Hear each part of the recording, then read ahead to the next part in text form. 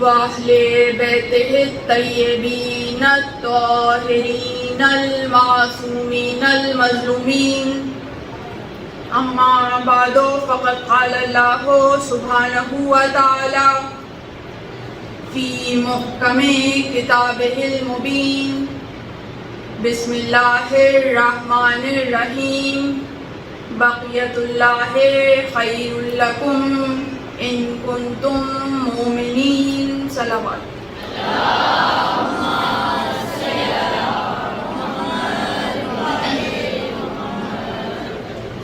تمام حمد اللہ کے لیے کہ جس کی مدح تک بولنے والے کی رسائی نہیں، جس کی نعمتوں کو گننے والے گن نہیں سکتے، نہ کوشش کرنے والے اس کا حق ادا کر سکتے ہیں، نہ بلند پرواز ہمتیں اسے پا سکتی ہیں، نہ عقل و فہم کی گہرائیاں اس کی تہ تک پہنچ سکتی ہیں۔ اس کے کمال ذات کی کوئی حد معین نہیں، نہ اس کے لیے توصیفی الفاظ ہیں، نہ اس کی ابتدا کے لیے کوئی وقت ہے کہ جسے شمار میں لایا جا سکے، نہ اس کی کوئی مدت ہے کہ جو کہیں پہ ختم ہو جائے۔ صلوات دیجیے۔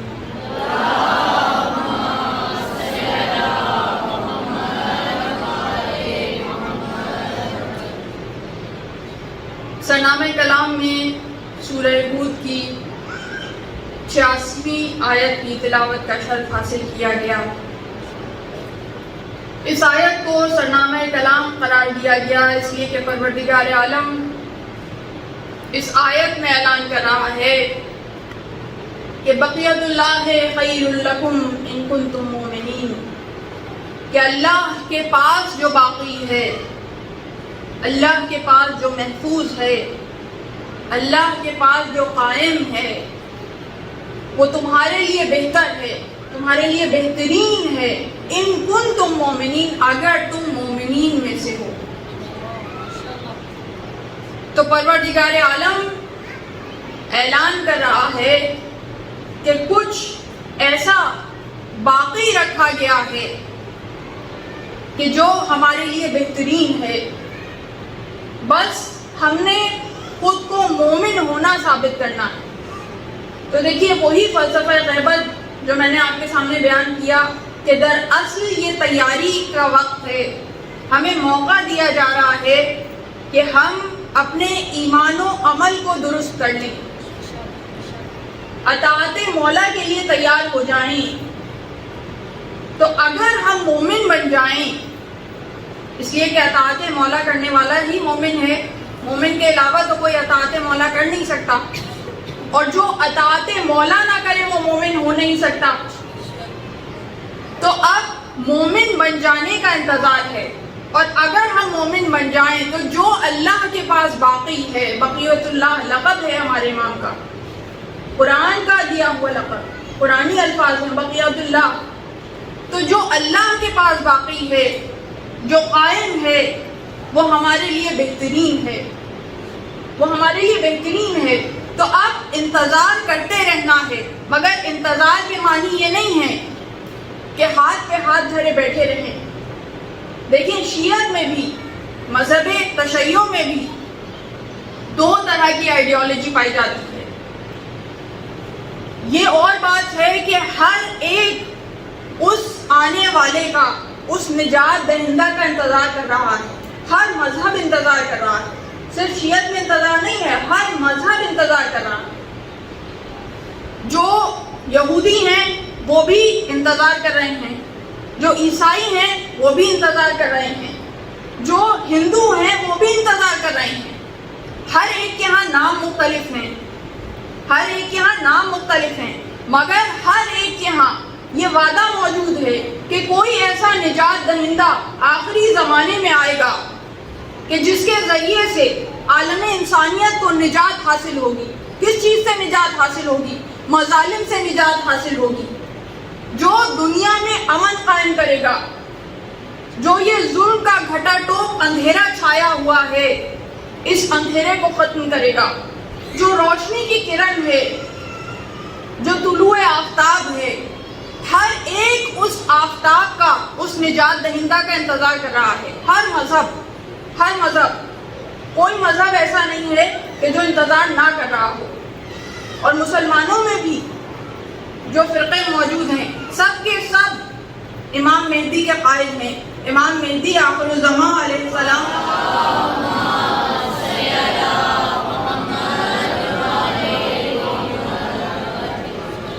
قائم علی محمد عجل اللہ تعالی فرج الشریف ہر ایک ان کا منتظر ہے. صرف مسلمانوں کے ہاں دو کانسیپٹس ہیں جو ڈفرینس ہے. ہم کہتے ہیں وہ پیدا ہو چکے اور غیبت میں ہیں، وہ کہتے ہیں کہ ابھی پیدا ہوں گے. ایک یہ اختلاف ہے. دوسرا ایک مائنر سا اختلاف ہے کہ ہمارے مطابق وہ امام حسین کی اولاد میں سے ہیں، وہ کہتے ہیں کہ وہ امام حسن کی اولاد میں سے ہیں. تو ممکن ہے کہ ان کے ہاں یہ غلط فہمی اسی لیے پیدا ہوئی ہو کیونکہ وہ امام حسن عسکری علیہ السلام کی اولاد میں سے ہیں، ان کی ہی اولاد ہے نا. تو اب چونکہ ان کے ہاں روایات میں اختلاف آ جاتا ہے، کچھ سنا کچھ بتایا، کچھ سنا کچھ بتایا. یہی 12 اماموں کے ناموں میں بھی محفوظ ہے ان کے ہاں یہ روایت کہ رسول خدا نے فرمایا کہ میرے بعد میرے خلیفہ 12 ہوں گے، میرے بعد میرے امام 12 ہوں گے. اور پھر ان 12 کے نام بھی بتائے. سنی کتب میں موجود ہے. اور کوئی کہے کتابیں کون کھنگالے، اس سے زیادہ واضح مثال آپ کے سامنے پیش کروں. جب آپ مدینے جاتے ہیں، مسجد نبوی میں بھی جاتے ہیں،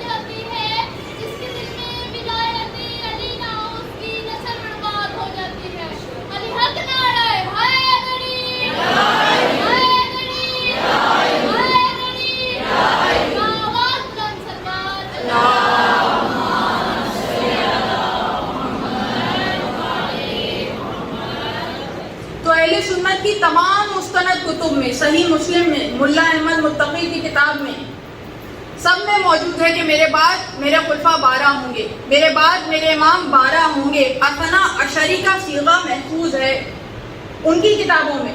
اور پھر 12 کے نام بھی بتائے، ولدیت سمیت نام بتائے.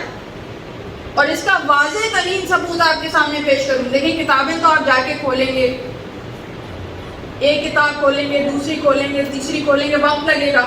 کتابوں تک ہر ایک کی رسائی بھی نہیں ہے. انٹرنیٹ پہ تو سب کی رسائی ہے.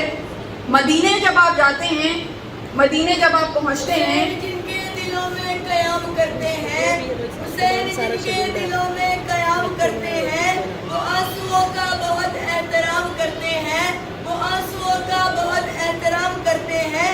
میں جب بھی اپنے قلم سے حسین کا نام لکھتی ہوں، فرشتے میری قلم کو سلام کرتے ہیں. حسینیت زندہ باد، حسینیت زندہ باد، حسینیت زندہ باد، حسینیت زندہ باد، یزیدیت مردہ باد. اہل بیت کے دشمنوں پہ لعنت، لعنت. علی اکبر حیدری، حیدری، حیدری.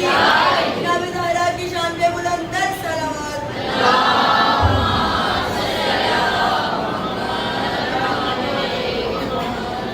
جو لوگ بھی حج اور عمرے پہ جاتے ہیں وہ مدینے کی زیارت کے لیے جاتے ہیں. اور مدینے میں بے انتہا زیارتیں معصومین علیہ السلام کی موجود تھیں، جن میں سے بہت سی زیارتوں کو ختم کر دیا گیا. مگر مسجد نبوی تو موجود ہے کہ جو انہی اہل سنت کی اور وہابیوں کی تعمیر کردہ ہے. ایسا ہے یا نہیں؟ مسجد نبوی میں معجزہ موجود ہے. آپ دیکھیے مسجد نبوی کی جو چھتیں، اس میں متصل دیواریں ہیں، 12 اماموں کے نام پورے کے پورے ولدیت سمیت وہاں لکھے ہیں.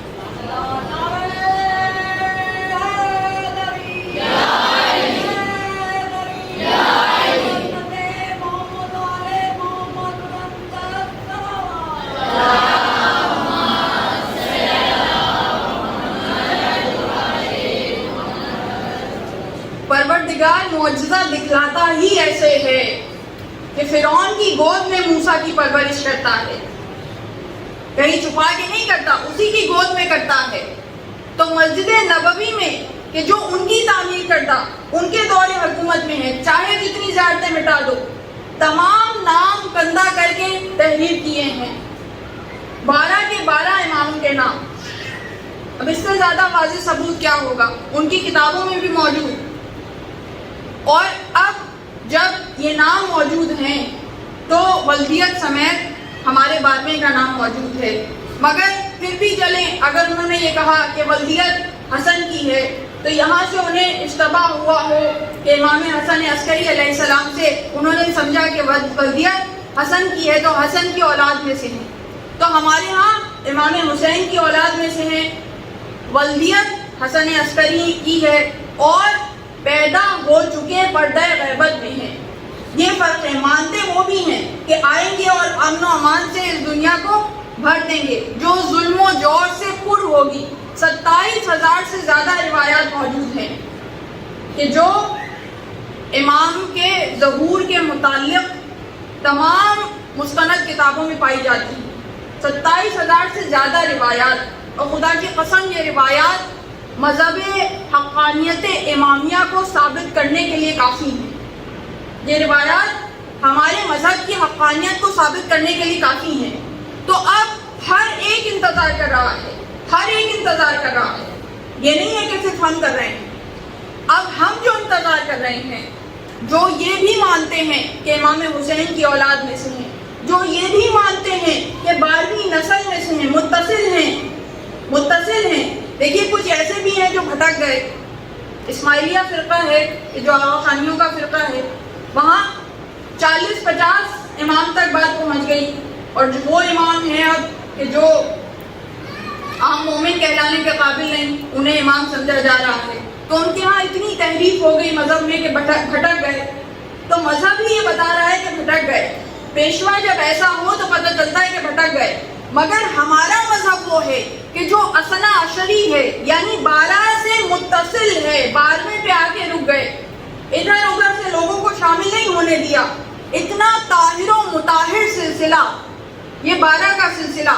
تو اب جو اس کے ماننے والے ہیں سب انتظار کر رہے ہیں، سارے شیعہ انتظار کر رہے ہیں، مگر تمام انتظار کرنے والوں میں 2 طرح کی آئیڈیالوجی پائی جاتی ہے، 2 طرح کی سوچ ہے، 2 طرح کا نظریہ ہے۔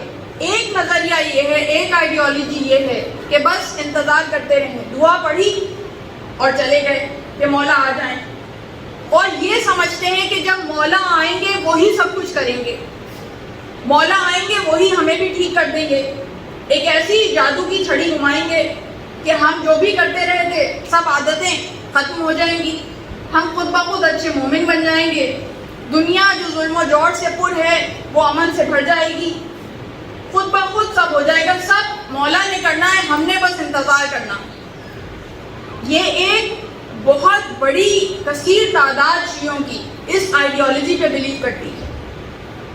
اور ایک اور آئیڈیالوجی ہے جو یہ کہتی ہے کہ ہاتھ پہ ہاتھ دھر کے نہ بیٹھو، وہ مقصد کہ جس کے لیے رسول خدا کو دنیا میں بھیجا، وہ مقصد جس کے لیے 1,24,000 پیغمبروں کو دنیا میں بھیجا، اور اس کے بعد نبی کی رسالت کی حفاظت کے لیے، نبوت کی حفاظت کے لیے ان 13 کو بھیجا کہ جو مل کے 14 معصومین بنے۔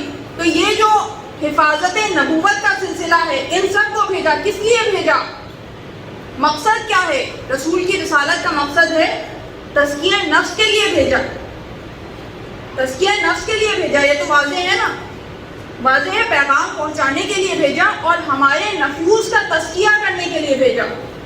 تو اب انتظار کا مقصد یہ نہیں ہے کہ فقط انتظار کرتے رہیں اور ہاتھ پہ ہاتھ دھر کے بیٹھے رہیں، اور وہ ابتدائی مقصد، وہ اہم مقصد، وہ بنیادی مقصد کہ جس کے لیے پہلا محمد بھی آیا، جس کے لیے درمیان کے محمد بھی آئے، اور جس کے لیے آخری محمد بھی پردہ غیبت میں ہے اور وہ آئے گا۔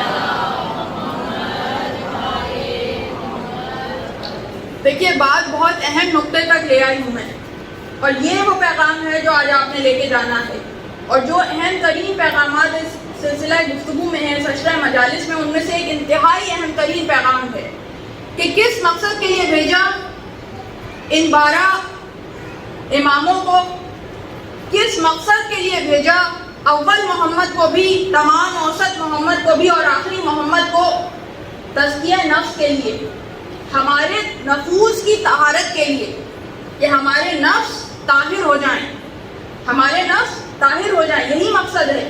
ایسا نہیں ہو سکتا کہ رسول خدا جو مقصد لے کر آئے تھے وہ مقصد ان کی زندگی میں ختم ہو گیا، نہیں، ہر چیز جاری و ساری ہے۔ ہم یہ نہیں کہتے کہ رسول خدا نعوذ باللہ اس دنیا سے چلے گئے تو یہاں سے تعلق قطع ہو گیا، نہیں، ہم تو انہیں حاضر و ناظر مانتے ہیں، اور ہم کیا، ہر ایک مانتا ہے کہ رسول جو نبوت لے کر آئے، جو رسالت لے کر آئے، جو پیغام لے کر آئے، جو مقصد لے کر آئے، وہ آج تک جاری و ساری ہے۔ ایسا ہے یا نہیں؟ اگر ہم یہ کہیں کہ وہ مقصد ختم ہو گیا، اس کا مطلب ہے نعوذ باللہ رسول خدا کی نبوت ختم ہو گئی، تو یہ ہم نہیں مان سکتے۔ تو جب وہ مقصد اپنی جگہ پہ موجود ہے، اور وہ مقصد ہے تزکیہ نفس کرنا، قرآن کی عبارت موجود ہے کہ ہم نے تمہیں نفوس کی طہارت کے لیے، نفوس کا تزکیہ کرنے کے لیے بھیجا، قرآن کی تلاوت کرنے کے لیے اور نفوس کا تزکیہ کرنے کے لیے بھیجا۔ تو اب مقصد کیا ہے کہ ہم انتظار میں فقط ہاتھ پہ ہاتھ دھر کے نہ بیٹھیں، بلکہ اس مقصد کو پورا کریں کہ جس مقصد کے لیے یہ سلسلہ ہدایت ہمارے لیے نازل ہوا اور ہمیں اس سلسلہ ہدایت سے متمسک کیا۔ ہم ان 12 کے سلسلے سے متمسک ہیں، تو وہ مقصد کیا ہے؟ تزکیہ نفس۔ تو اب کیسے کریں تزکیہ نفس؟ طاہر کرنا ہے اپنے نفس کو۔ ہمارا نفس ناپاک ہے، طاہر تو نہیں ہے نا، ناپاک ہے، تو اب اس کو ہم نے طاہر کرنا ہے۔ تو آپ کیسے طاہر کریں گے؟ ابھی یہاں پہ کوئی چیز خدا نہ خواستہ نجس ہو جائے تو اس کو کیسے طاہر کیا جائے گا؟ پانی کے ذریعے، اس لیے کہ پانی کے اندر پروردگار عالم نے یہ صفت رکھی ہے کہ یہ طاہر بھی ہے اور مطہر بھی ہے، یعنی خود بھی پاک ہے اور پاک کرنے کی صلاحیت بھی رکھتا ہے۔ مومن، ایک عام مومن طاہر ہوتا ہے، مطہر نہیں ہوتا۔ ہم پاک جب وضو کرتے ہیں، غسل کرتے ہیں، پاکی کی حالت میں آتے ہیں، ہم پاک ہوتے ہیں، مگر ایسا نہیں ہوتا ہم کسی کو مس کریں تو وہ بھی پاک ہو جائے، ایسا نہیں ہوتا۔ تو ہمارے اندر یہ صلاحیت نہیں ہے۔ کچھ چیزوں میں پروردگار عالم نے یہ صلاحیت رکھی، سب سے پہلے پانی میں رکھی، اس کے علاوہ سورج کی روشنی میں رکھی۔ کچھ چیزیں جو پانی سے پاک نہیں ہو سکتی وہ سورج کی روشنی سے پاک ہو سکتی ہیں، اس لیے کہ وہ خود بھی پاک ہے، طاہر ہے اور مطہر بھی ہے، پاک کرنے کی صلاحیت بھی رکھتی ہے۔ اس کے علاوہ کون سی چیز ہے؟ مٹی۔ مٹی، اب یہ سارے دیکھیں فقہی موضوعات ہیں۔ مٹی طاہر ہے، نجاست کو پاک کرنے کی صلاحیت رکھتی ہے، خود بھی پاک ہے، پاک مٹی خود بھی پاک ہے اور مطہر ہے، طاہر کر بھی سکتی ہے، ایسا ہے یا نہیں؟ تو اس طرح پروردگار عالم نے کچھ چیزوں کو یہ دائرہ اختیار دیا کہ وہ کچھ چیزوں کو پاک کر سکتی ہیں۔ اب جو دائرہ اختیار پانی کا ہے، جو دائرہ اختیار پانی کا ہے، وہ دائرہ اختیار سورج کا نہیں ہے، سورج کی روشنی کا نہیں ہے۔ جو دائرہ اختیار سورج کی روشنی کا ہے، وہ دائرہ اختیار مٹی کا نہیں ہے۔ ہر ایک کا اپنا دائرہ اختیار ہے، اپنی حدود ہے، کچھ کو وہ پاک کر سکتا ہے، کچھ کو وہ پاک کر سکتا ہے، کچھ کو وہ پاک کر سکتا ہے، ایسا ہے یا نہیں؟ تو جس مادے کی چیز بنی ہے اسی کے مطابق پروردگار عالم نے ایک ایسی چیز خلق کی کہ جس کے اندر یہ صلاحیت رکھی کہ وہ اسے پاک کر سکے۔ بات سمجھ میں آ رہی ہے نا؟ بہت مشکل تو نہیں ہو گئی؟ بات سمجھ میں آ رہی؟ متوجہ ہیں آپ سب لوگ؟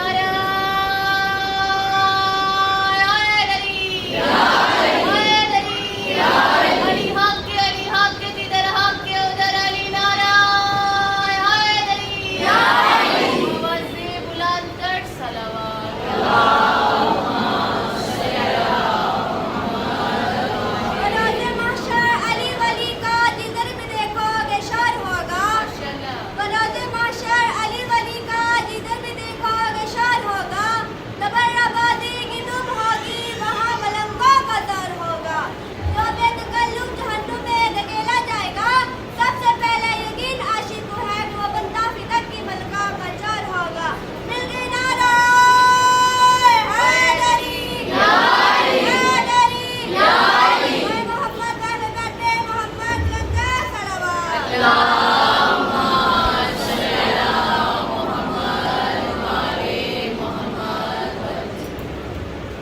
تو ہر چیز کا دائرہ اختیار رکھا اور اس کے مطابق کچھ چیزیں اس کے دائرہ اختیار میں جسے وہ پاک کر سکتا ہے. پانی، سورج کی روشنی، مٹی، میں نے آپ کے سامنے مثالیں پیش کی.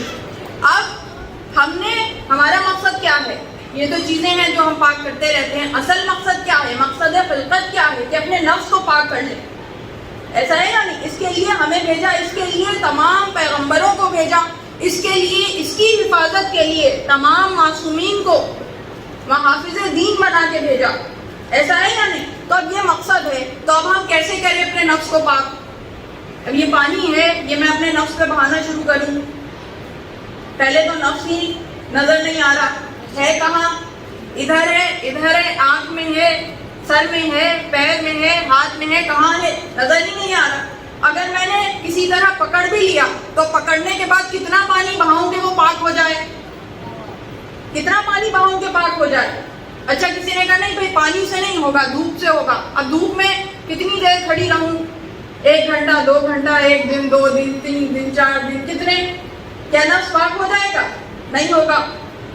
اگر اس سے پاک نہیں ہوگا تو کیا مٹی سے ہوگا؟ مٹی سے مانجنا شروع کیا.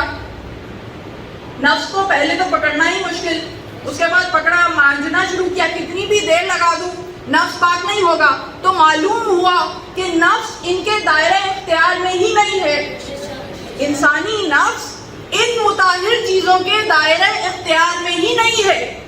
تو اس کا مطلب ہے کہ کوئی اور چیز ہے کہ جس کے اندر یہ صلاحیت ہے کہ جو طاہر بھی ہے، مطہر بھی ہے، اور ہمارے نفوس کو پاک کرنے کی صلاحیت رکھتی ہے. تو اب ہم نے دیکھنا شروع کیا اور عقل سے ہمیں یہ سمجھ میں آیا کہ جیسی چیز ہے اسی کے مطابق اس کو طاہر کرنے کی چیز موجود ہے، اسی سے کی حیت کے مطابق ہے. تو اب جب انسانی نفس ہے تو اب ہمیں کچھ ایسے نفوذ درکار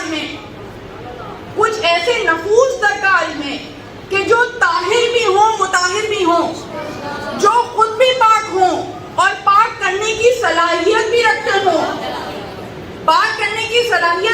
ہوں. تو سب سے پہلے تو انہیں پہچانا. اور دیکھیے، پہچاننے کے لیے میں نے آسان ترین طریقہ بتا دیا کہ 12 وہ ہیں کہ ہر مذہب میں نمایاں ہیں. ان کی سب سے بڑی مسجد میں انہی کے نام کرنا ہے. تو اس پہ تو بحث ہی نہیں ہے کہ وہ کون ہے.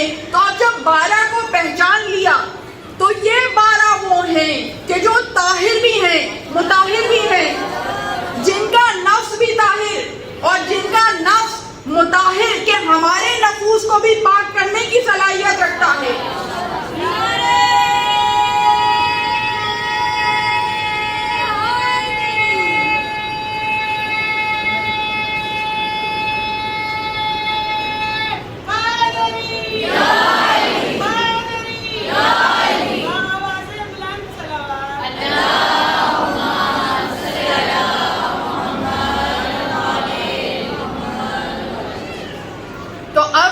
ہم نے یہ دیکھا کہ 14 نفوس ایسے ہیں کہ جن کے قریب آ کر، جن سے متمسک ہو کر ہم اپنے نفس کو پاک کر سکتے ہیں، اور جو ہمارا مقصد خلقت حیات ہے، جس کے لیے ہمیں پیدا کیا گیا، اس مقصد کو پا سکتے ہیں. اب پاک کرنے کا طریقہ کیا ہے؟ بھائی ہم نے یہ پہچان لیا کہ ایک علی نہیں، 14 علی ہیں. بھائی علی کے معنی کیا؟ بلند. تو ایسی بلند ہستیاں کہ دشمنوں کی مسجد میں بھی ان کے نام بلندی پہ لکھے. اس سے زیادہ اور کون بلند ہوگا؟ تو 14 بلند، ایسے بلند کہ جو ہمارے نفوس کو پاک کرنے کی صلاحیت رکھتے ہیں. تو ہم نے انہیں پہچان لیا، آئیڈینٹیفائی کر لیا. اب ہم نے اپنے نفوس کو پاک کرنا ہے. تو پاک کیسے کریں؟ اسی دن کے لیے کہا. رسول کی حدیث اسی دن کے لیے موجود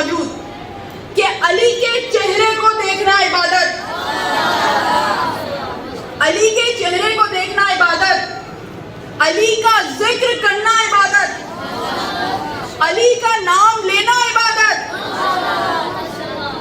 یعنی چاہے زیارت کرو 14 کی تو نفس پاک ہوگا، چاہے ذکر کرو جیسے کہ ابھی ہم کر رہے ہیں، ذکر کر رہے ہیں ان 14 کا، ذکر کرو نفس پاک ہوگا، اور اگر یہ بھی نہیں تو ایک تسبیح لو اور علی علی کرنا شروع کرو۔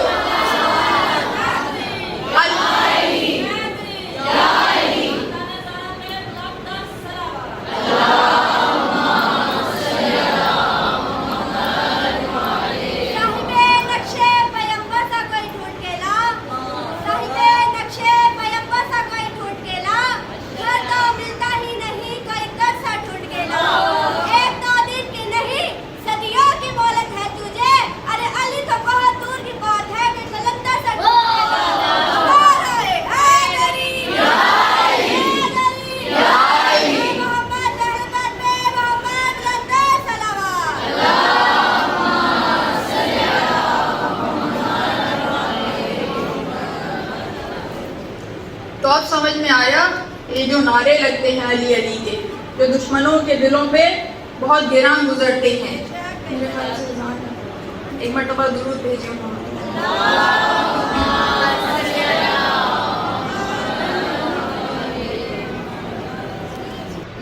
تو ہمارے لیے پورا وظیفہ بتلا دیا کہ اگر نفوس کا تزکیہ چاہتے ہو تو ان 14 نفوس کا نام لیتے رہنا، ان 14 نفوس کی زیارت کرتے رہنا، اور ان 14 نفوس کا تذکرہ کرتے رہنا، ذکر کرتے رہنا، تمہارا نفس خود بخود پاک ہوتا چلا جائے گا، پاک ہوتا چلا جائے گا۔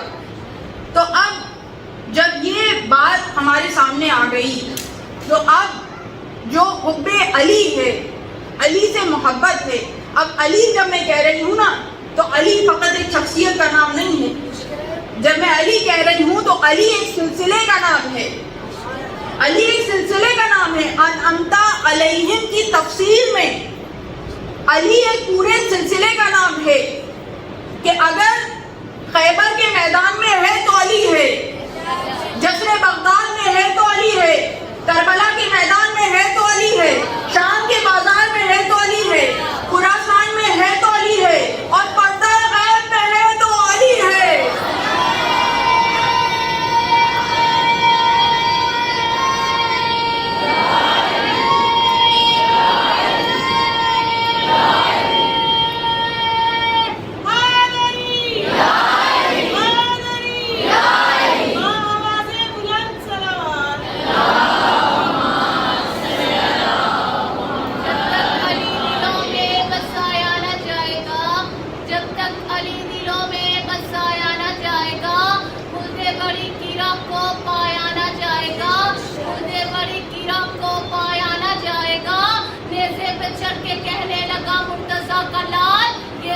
علی کا ہے جھکایا نہ جائے گا، جب تک ہمارے سر پر ہے عباس کا علم، جب تک ہمارے سر پر ہے عباس کا علم، ہم کو یزیدیت سے ڈرایا نہ جائے گا۔ نعرہ حیدری، محمد سے بلند تر صلوات۔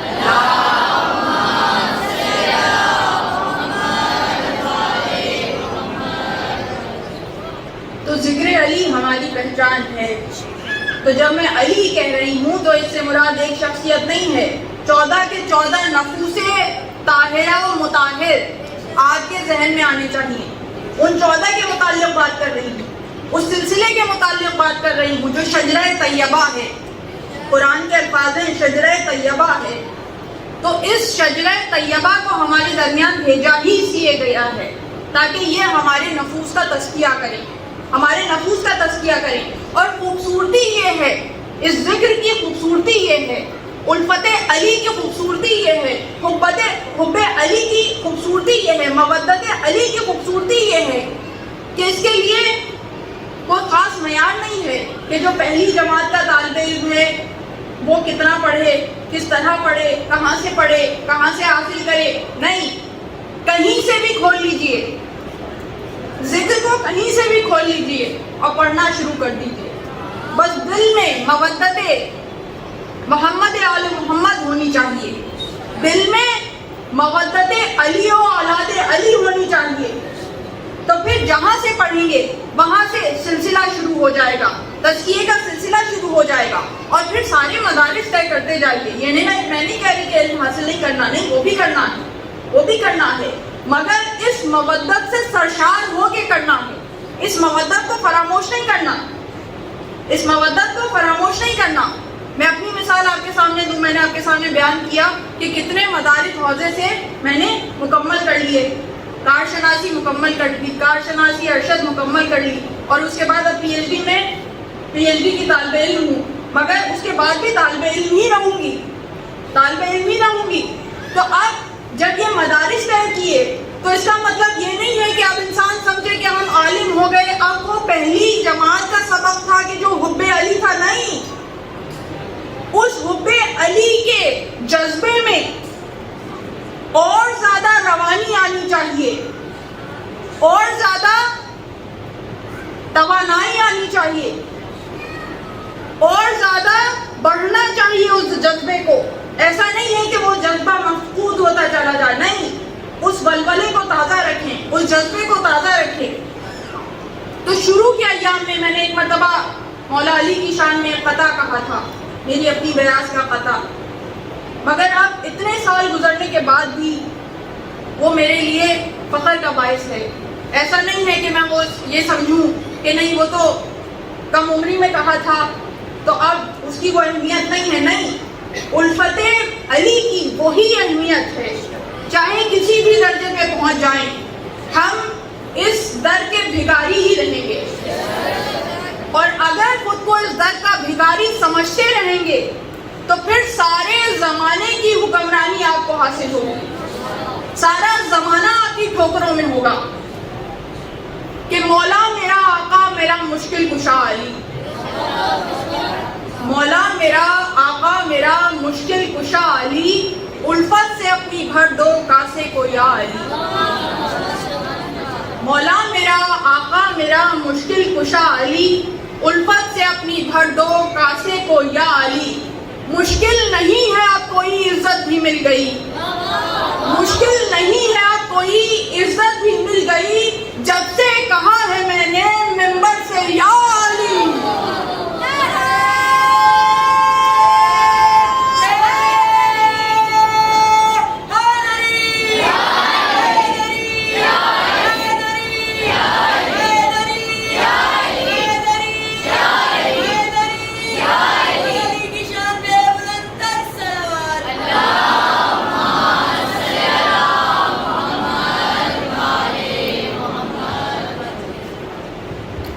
علی کا نام وہ ہے کہ جو مومن کے نفس کو طاہر کرتا ہے، علی کا نام وہ ہے جو مومن کو توانائی بخشتا ہے، علی کا نام وہ ہے جو مومن کی طبیعت کو بشاش کر دیتا ہے.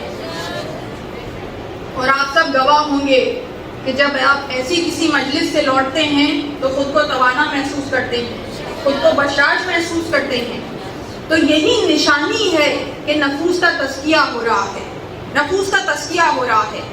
اور دیکھیے اب چونکہ میں مینٹل ہیلتھ کے شعبے سے وابستہ ہوں، لائسنسڈ مینٹل ہیلتھ پریکٹیشنر ہوں، لائسنسڈ کاؤنسلر ہوں آسٹریلیا میں، تو اب لوگ مختلف مشکلات کے لیے آتے ہیں اور ہر مشکل کے لیے مختلف طریقے، مختلف تھیراپیز وہ سب ہمیں سکھائی جاتی ہیں. ہم ان تھیراپیوٹک ذریعوں سے علاج کرتے ہیں.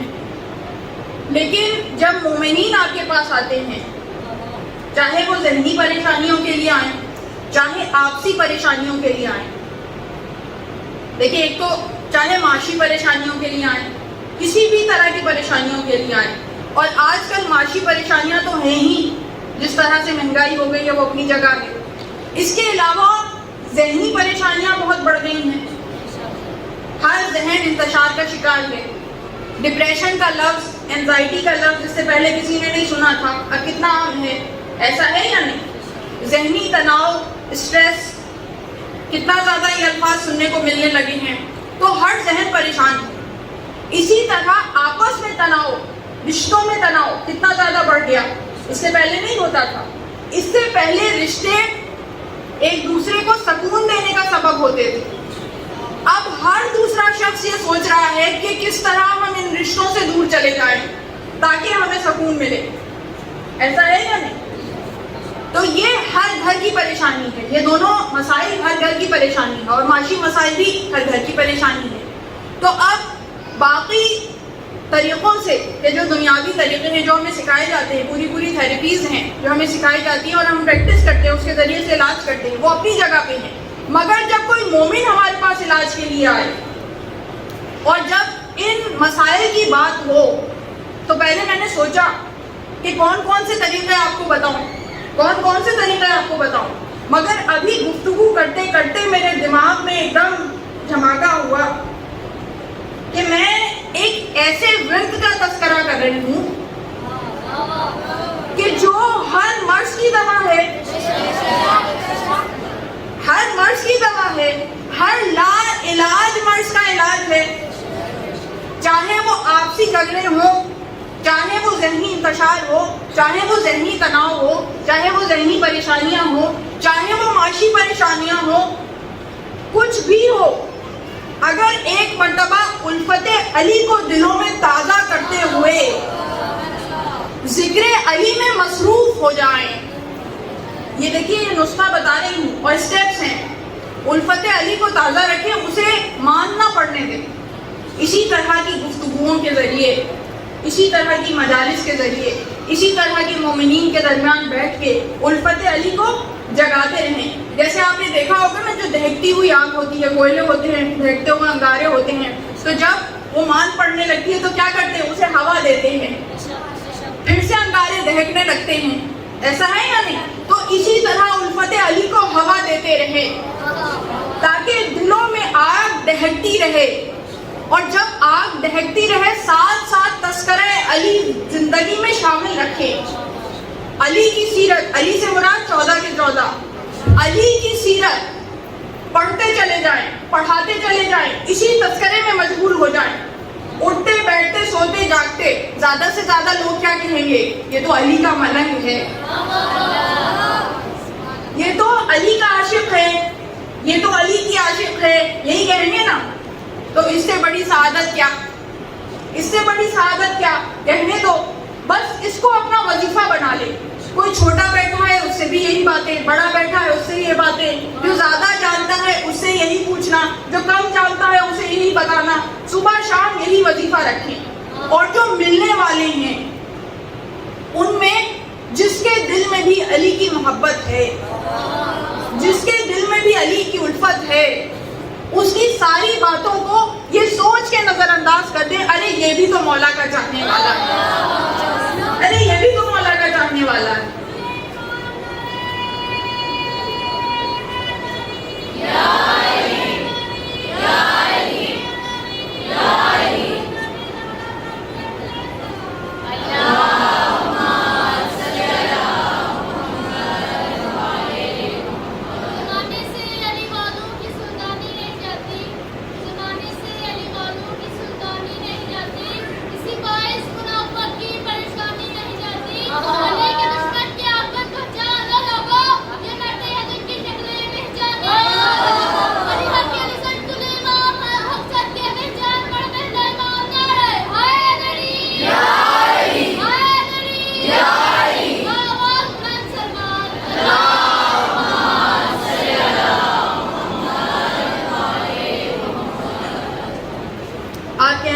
مشکل کام بتا دیا. مشکل نہیں ہے, بہت آسان ہے, بہت آسان ہے. بس یہ کرائٹیریا رکھیے, الفت علی کرائٹیریا ہے. ہاں جو الفت نہیں رکھتے علی سے, ان سے چاہے فاصلہ کر لیں. ان سے کیسے ڈیل کرنا یہ ایک الگ موضوع ہے, اس کے لیے پرسنلی ان سے بات کر لیں, وہ ایک الگ بات ہے. نہیں, چاہے ان سے فاصلہ بھی کر لیں اور ایسے ہی لوگوں میں رہیں جو الفت علی رکھنے والے. پھر ان سے باقیوں سے تو محدود تعلق ہے, ان سے ایسا ہی تعلق رکھیں جیسے علی باقیوں سے رکھتے تھے. دیکھیں ہر چیز علی کی سیرت میں مل جاتی ہے, کہیں باہر جانے کی ضرورت ہی نہیں. بتا رہے ہیں کہ چاہنے والوں سے کیسے تعلق رکھنا ہے, باہر والوں سے کیسے تعلق رکھنا ہے, اپنوں سے کیسے تعلق رکھنا ہے.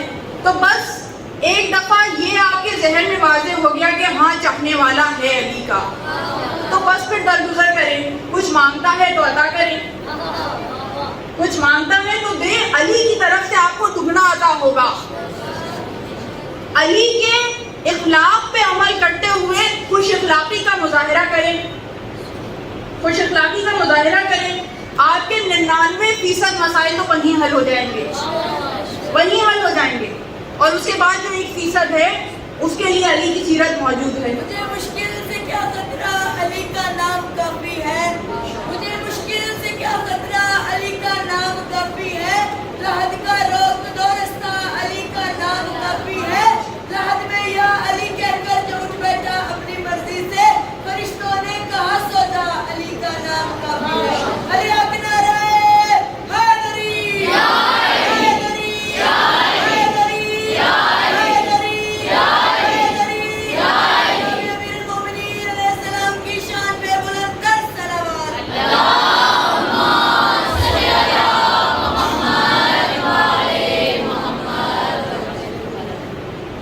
تو یہ وظیفہ بہت اہم ہے، اور اتنی زیادہ انفارمیشن ہے دین کے حوالے سے بھی کہ یہ وظیفہ اب دبتا جا رہا ہے. فقہی مسائل، نمازیں، ان کی تفصیل سب اپنی جگہ پہ، ان کی اپنی اہمیت ہے، ان کی اپنی افادیت ہے. میں نے برسوں اسی کی تعلیم حاصل کی ہے، برسوں سے یہی پڑھا رہی ہوں مدرسوں کے اندر. وہ اپنی جگہ ہے، مگر اس کی اساس ولایت علی ہے. اگر ولایت علی ہوگی تو یہ سب قبول ہے. پوری ذمہ داری کے ساتھ جملہ کہہ رہی ہوں. بڑی بڑی کتابیں کھنگالی ہیں، بڑی بڑی روایتیں دیکھی ہیں اس سوال کا جواب تلاش کرنے کے لیے کہ آیا ولایت علی نہیں ہے تو کوئی گنجائش ہے یا نہیں. کیونکہ وہاں باہر کے ملکوں میں تو یہ سوال بہت کیا جاتا ہے. کئی ہوتے ہیں لوگوں کے چاہنے والے، وہ غیر مسلم بھی ہوتے ہیں. کئی ہوتے ہیں کہ جو شیعہ نہیں ہوتے، تو اب وہ بہت ملنا جلنا ہوتا ہے ان سے. تو اب سوال ہوتا ہے بھائی اگر یہ بچ تو سکتے، اتنے اچھے اخلاق کے ہیں، اتنا اچھا اخلاق ہے، ہمارے سے اتنی اچھی طرح ملتے ہیں، تو کچھ تو ان کے لیے بینیفٹ آف ڈاؤٹ ہوگا، کچھ تو راستہ نکل آئے گا. تو بڑے مستند کتابیں، بڑے مستند حوالے، تمام مستند احادیث کھنگالی ہیں میں نے کہ کہیں کوئی گنجائش نکل آئے. مگر خدا کی قسم ذرہ برابر گنجائش نہیں. جس کے دل میں ولایت علی نہیں ہے اس کی ہر عبادت بیکار ہے. اساس ہے عبادت کی قبولیت کے لیے ولایت علی، اساس ہے. اس لیے کہ دیکھیے آسان سی بات ہے، کوئی کہے مشکل بنائے. ایمان کے بغیر عمل قبول ہوگا؟ ایمان تو بنیاد ہے نا، بنیاد کے اوپر عمارت ہے. بنیاد ایمان ہے، اس کے اوپر ہم عمل کی عمارت بناتے ہیں. ایسا ہے یا نہیں؟ تو بنیاد میں ولایت ہے. اگر بنیاد میں ولایت نہیں ہوگی تو وہ عمارت ڈھہ جائے گی. وہ عمارت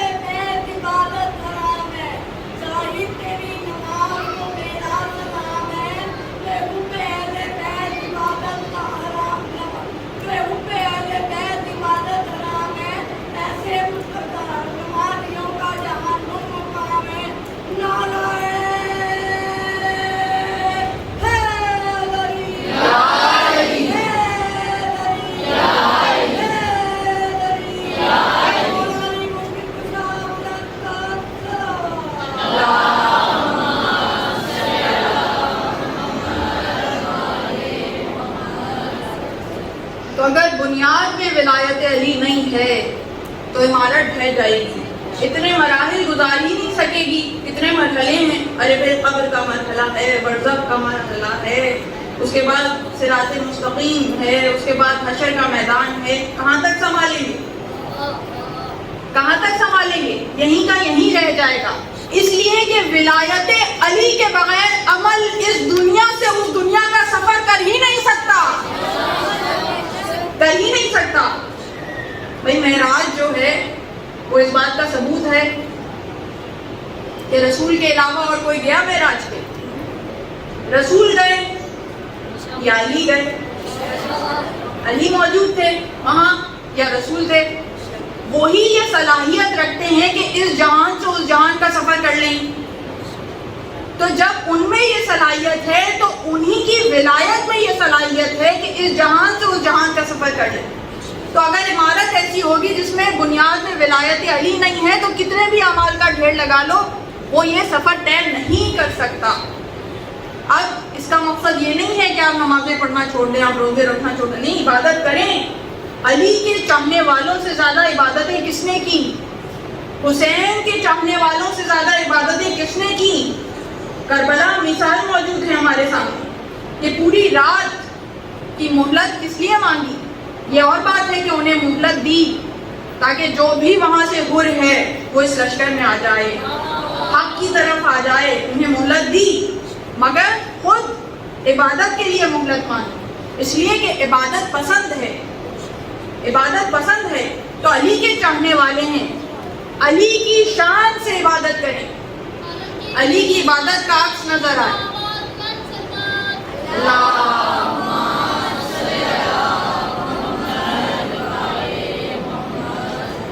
تو ہرگز میسج یہ نہیں ہے کہ عبادتیں کم ہوں, عبادتیں بھی عروج پہ ہوں, مگر حدت مودت علی میں کمی نہ آنے پائے.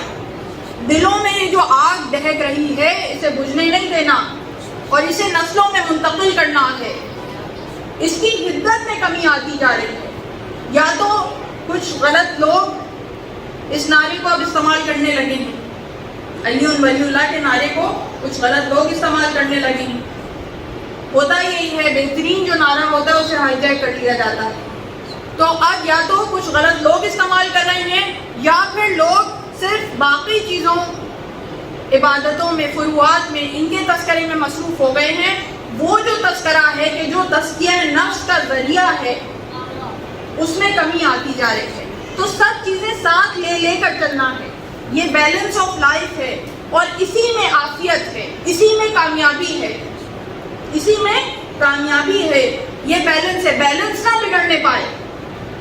مسئلہ یہی ہے, دیکھیں بیلنس بہت, ہر چیز متوازن طریقے سے لے کر چلنا. جیسے سائیکل چلاتے ہیں نا, ہر آن ہر لمحہ بیلنس ہوتا ہے. ذرا سا ایک لمحے کے لیے بیلنس بگڑا, نیچے گر گئے, نیچے گر گئے. زندگی میں بھی بالکل اسی طرح بیلنس قائم رکھنا ہے. جسمانی ضروریات کے حوالے سے, روحانی ضروریات کے حوالے سے, عبادت کے حقوق کے حوالے سے, ولایت کے حقوق کے حوالے سے بیلنس قائم رکھنا ہے. ہر چیز کا حق ادا کرتے ہوئے قبر تک پہنچیں گے اور پھر قبر میں زیارت علی نصیب ہوگی. تو یہ میسج آج کی مجلس کا اور انتہائی اہم میسج. اور صرف یہ نہیں کہ ہم نے مبالغہ آرائی سے کام لیا ہو, کہیں مبالغہ آرائی نہیں ہے. قرآن کی آیتیں بیان کی ہیں, وہ فلسفے بیان کی ہیں کہ جو ہمیں حوزے میں پڑھائے جاتے ہیں. بس علی علی کی چاشنی کے اندر اس طرح سے منتقل کیا کہ آپ کی طبیعتوں پہ گرا نہ گزرے. ایسا نہ ہو کہ پڑھایا جا رہا ہے, ایسا نہ ہو کہ سکھایا جا رہا ہے, ایسا ہے یا نہیں, اور میسج منتقل ہو گیا. بس اسی طرح اگلی نسلوں میں میسج منتقل کرنا ہے, اگلی نسلوں میں ولایت علی کو منتقل کرنا ہے. یہ ذمہ داری اگر ہم نے ادا کر دی تو سمجھیے کہ ہماری محنتیں سوارت ہو گئیں. بہت بڑی ذمہ داری ہے, اس لیے کہ چاروں طرف سے دشمن ہیں, چاروں طرف سے دشمن ہیں کہ جو صرف اسی طاق میں ہے کہ ہماری نسلوں میں سے یہ نام مٹ جائے, ہماری نسلوں کو منحرف کر دیں, یا تو دنیاوی طرف لگا دیں یا پھر بے دین کر دیں, غلط طرف لے جائیں, منحرف کر دیں, تحریف لے آئیں ہماری نسلوں میں. تو بس اس کی حفاظت کرتے رہنا, خود اپنی طہارت, اپنے نفوس کی طہارت اس کا بھی انتظام کریں, اپنی نسلوں کے نفوس کی طہارت کا بھی انتظام کریں. اور اگر اس طرح سے زندگی بسر کرتے چلے جائیں گے تو زندگی عبادت کی شکل اختیار کر لے گی.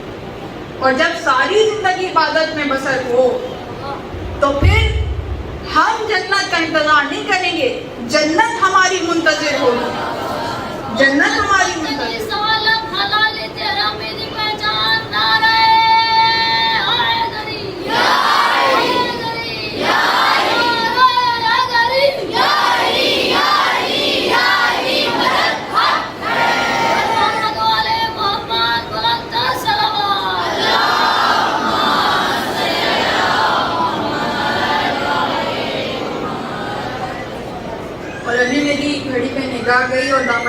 بالکل گنجائش نہیں رہی اور اس طرح کا ذکر ایک مرتبہ شروع ہو جائے تو اس پہ تنابیں ڈالنا، اس کو روکنا بہت مشکل کام ہے، بہت مشکل کام ہے، مگر یہ کہ مصائب کا حق بھی ادا ہونا ہے۔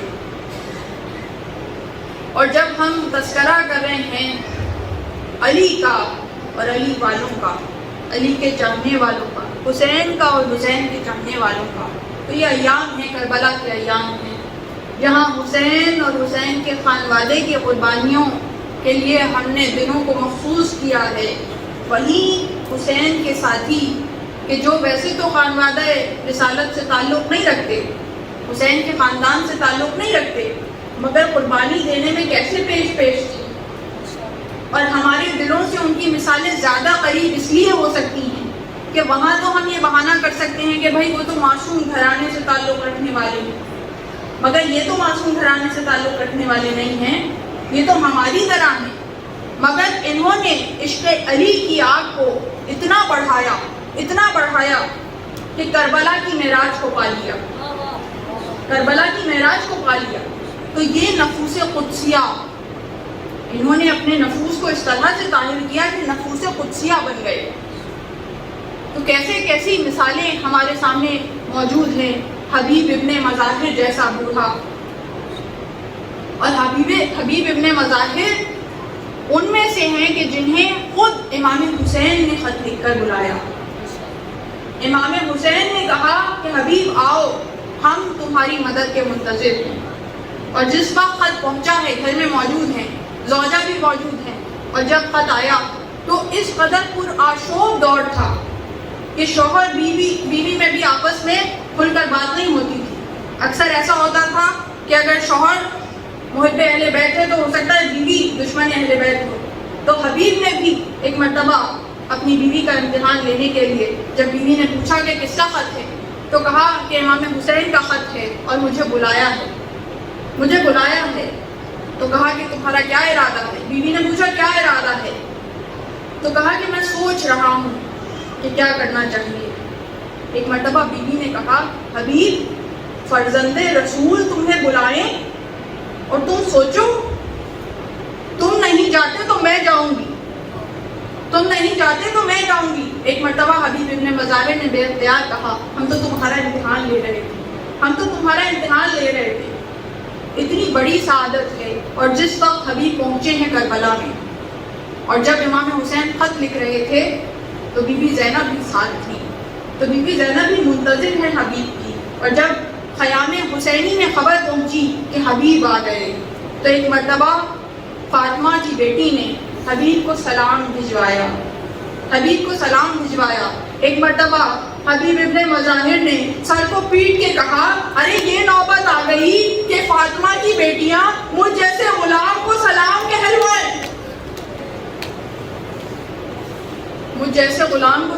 کہلوائیں، اور واقعی نوبت یہ آ چکی تھی، اس لیے کہ مٹھی بھر چند افراد تھے کہ جو حسین کا ساتھ دینے والے تھے، اور وہاں ہزاروں کا لشکر تھا کہ جو حسین کے خلاف تھا، ساتھ دینے والے بہت کم تھے۔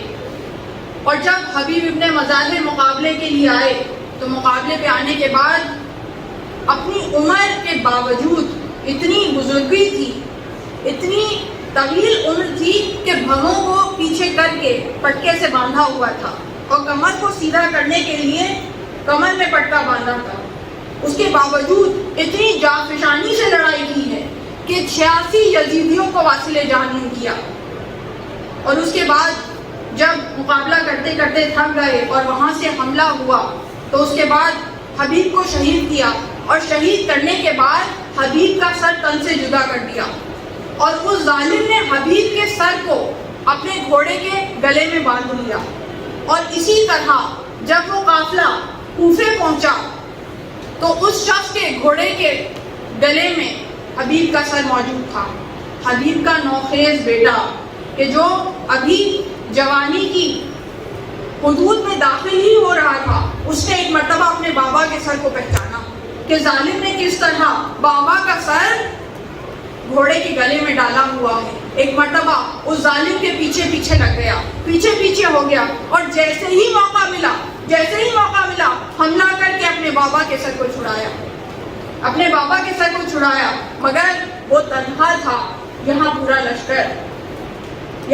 لشکر، وہاں سے بھی حملہ ہوا اور بابا کے سر کو چھڑانے والے کے اوپر ایسا حملہ ہوا کہ وہ بھی شہید ہو گیا۔ تو ہر ایک نے اس طرح سے جانیں قربان کی ہیں، اپنی جانیں بھی دیں، اپنے بیٹوں کی جانیں بھی دیں۔ اور اس کے بعد حر کا کردار تو ایسا کردار ہے کہ جو ہم جیسوں کے لیے مشعل راہ ہے۔ کبھی کہیں اگر کوئی روشنی نہ دکھائی دیتی ہو، کبھی لگے کہ ہم ظلمات میں بہت بھٹک گئے ہیں، چاروں طرف اندھیرا ہے، کہیں روشنی نظر نہیں آتی، تو ایک مرتبہ حر کی طرف دیکھ لینا۔ حر ایسی روشنی کی کرن ہے جو ہم جیسوں کے لیے علامت ہے۔ وہ حر بہت پریشان ہے، اس لیے کہ حر کا نفس اس بات کی اجازت نہیں دے رہا کہ فرزند رسول کے مقابلے میں کیسے جنگ کروں۔ سارا وقت پریشان رہا، میں نے واقعات کو مختصر کیا، سارا وقت پریشانی کے عالم میں گزارتا جا رہا ہے، یہاں تک کہ شب عاشور آئی۔ شب عاشور کو بہت پریشان ہے۔ جب غلام نے آ کے سامنے دسترخوان بچھایا، کھانا سامنے رکھا، آب و غذا سامنے آئی، ایک مرتبہ ہاتھ کھینچ لیا۔ بیٹے نے پوچھا، بابا کھانا کیوں نہیں کھا رہے؟ کہا میں کیسے کھاؤں، حسین کے بچوں کی التش کی صدائیں میرے کانوں سے ٹکراتی ہیں۔ ایک مرتبہ حر کھڑا ہو گیا، کھڑا ہونے کے بعد کہا، غلام جا، میں نے تجھے آزاد کیا۔ بیٹے کو کہا، جا اپنی ماں کے پاس چلا جا۔ بھائی کو کہا کہ آج سے تو خاندان کا ولی ہے، تو بھی چلا جا۔ ایک مرتبہ پوچھا کہ تم کہاں جا رہے ہو؟ کہا میں حسین کی بارگاہ میں جا رہا ہوں۔ ایک مرتبہ غلام نے کہا کہ جب تک جہنم میں رہے مجھے اپنی غلامی میں رکھا، اب جنت کی طرف جا رہے ہو تو مجھے چھوڑ کے جا رہے ہو۔ میں بھی ساتھ جاؤں گا۔ بیٹے نے کہا میں بھی ساتھ جاؤں گا، بھائی نے کہا میں بھی ساتھ جاؤں گا۔ اور اس کے بعد حسین کی خدمت میں آئے۔ اب خوف بھی ہے، ڈر بھی ہے، اس لیے کہ حر کو بہت ندامت تھی کہ میں ہی وہ ہوں کہ جس نے سب سے پہلے حسین ابن علی کا راستہ روکا تھا۔ بہت ندامت تھی، مگر جانتا نہیں ہے کس کی بارگاہ میں آ رہا ہے۔ ایک مرتبہ ہاتھ جوڑ کے حسین کے سامنے آیا، آنے کے بعد معافی مانگی، کہا مولا میرا گناہ معافی کے قابل تو نہیں ہے، مگر آپ سے امید ہے معاف کر دیں۔ حسین نے کچھ نہیں کہا، بے اختیار گلے سے لگا لیا۔